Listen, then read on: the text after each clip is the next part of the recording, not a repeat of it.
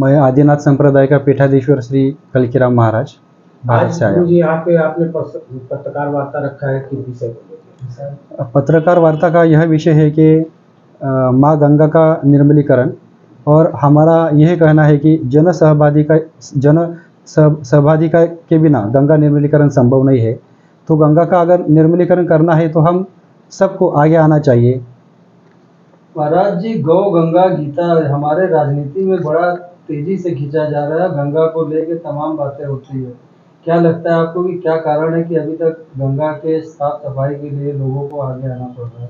देखिए, हम जो प्रशासन ने है गंगा का प्रदूषण रोकने के लिए अब तक के बहुत प्रयास नाकाम है। अभी 58 संसदीय क्षेत्र गंगा के किनारे है। लगभग 30 साल में गंगा निर्मलीकरण नाम पर हजारों करोड़ रुपए खर्च हो चुके हैं, लेकिन गंगा के निर्मल प्रवाह के लिए अब तक के सारे प्रयास नाकाफी साबित हुए हैं। गंगा एक्शन प्लान 3 चरणों में है। नमामि गंगा अभियान के बाद भी गंगा सीवेज नालों का पानी मिलने से नहीं रोका जा सकता, जबकि 2014 के बाद से सरकार ने 20,000 करोड़ रुपए इसके लिए जारी किए हैं। राष्ट्रीय नदी गंगा विधेयक ड्राफ्ट गंगा संबंधी मुद्दों की देखरेख के लिए एक प्रबंध तंत्र विकसित करने, गंगा के निरंतरता बनाने रखने के लिए अवैधानिक गतिविधियों पर रोकथाम के प्रावधान है, लेकिन इस पर अभी तक कोई सकारात्मक परिणाम नहीं आ रहे हैं। जब तक गंगा में सीवेज की गंदगी और औद्योगिक कचरे को नहीं रोका जाएगा, तब तक गंगा इसी प्रकार प्रदूषित रहेगी। मेरा व्यक्तिगत रूप से भारत के यशस्वी पंतप्रधान जी माननीय नरेंद्र मोदी जी से विशेष अनुरोध है कि इस पर विशेष ध्यान देकर माता गंगा को स्वच्छ एवं निर्मल करने के लिए संपूर्ण भारत वर्ष को आह्वान करें और सभी भारतवासियों की भागीदारी सुनिश्चित करने का प्रयास करें। जब तक भारत का प्रत्येक नागरिक इस अभियान में नहीं जुड़ेगा, तब तक गंगा का निर्मलीकरण संभव नहीं है। गुरु जी, भारत जोड़ो अभियान जो सनातन धर्म को लेकर आप अभियान चलाए हैं, क्या उद्देश्य है? देखिए, आदिनाथ संप्रदाय के ओर से देश, देव, धर्म और संस्कृति और परंपराओं की रक्षा करने के लिए हमने हिंदू जोड़ो यात्रा का आह्वान किया है। हिंदू जोड़ो यात्रा जम्मू कश्मीर के लाल चौक से कन्याकुमारी तक निकलने वाली है।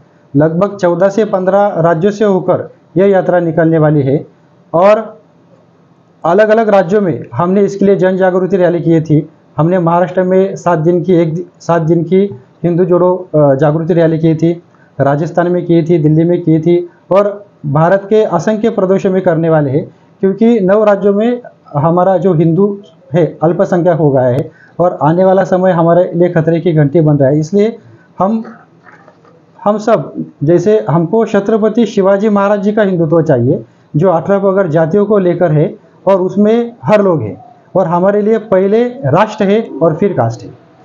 उसमें देखा गया गुरु जी, जो सनातन धर्म पे लगातार हमले हो रहे हैं, उनको लेकर गुरु जी आपका क्या कहना है? देखिए, धर्म पूछ के जो गोली मारी तो ये बात गलत है।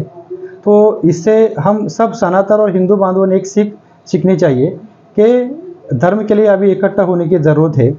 जब तक हम एक नहीं होंगे तब तक हम ऐसी जो आने वाला जो संकट है तो उसका मुकाबला एक साथ नहीं कर सकते। हिंदू समुदाय के लिए, सनातन धर्मियों के लिए कोई संदेश? हमारा जो हिंदू समाज है जो जाति पाति में बटा हुआ है, तो उन्होंने जाति से ऊपर उठकर एकत्रित होने की आवश्यकता है और राष्ट्र हित के लिए यह जरूरी है। महाराज जी, सनातन धर्मियों में इस समय कल की महाराज के अवतार को लेकर बड़ी जिज्ञासा और उत्सुकता बनी हुई है। क्या कहेंगे महाराज जी, आप भी हमेशा से भक्त रहे हैं गुरु जी?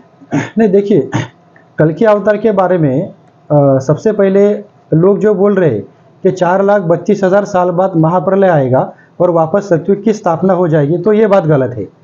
बहुत से कथाकार, बहुत से शास्त्रार्थी ये बात कर रहे हैं कि 4,32,000 साल बाद महाप्रलय आएगा और वापस सतयुग की स्थापना हो जाएगी, तो ये बात गलत है। अगर आप दत्त प्रभु का श्रीपाद श्री वल्लभ चरित्र पढ़ेंगे तो श्रीपाद श्री वल्लभ के 12वें अध्याय में दत्त प्रभु ने लिखा हुआ है कि 5,500 साल बाद महाप्रलय आएगा और वापस सतयुग की स्थापना हो जाएगी। और स्कंद पुराण में भी लिखा हुआ है कि 5,500 साल बाद महाप्रलय आएगा और वापस सतयुग की स्थापना हो जाएगी। और दूसरी ये बात है, जैसे कि कल्कि अवतार के बारे में बहुत से लोग झूठी अफवाहें फैला रहे हैं। मेरा ये कहना है कि भगवान कहाँ जन्म लेने वाले वो सिर्फ उनको ही मालूम है, हम लोग सिर्फ अनुमान कर सकते हैं।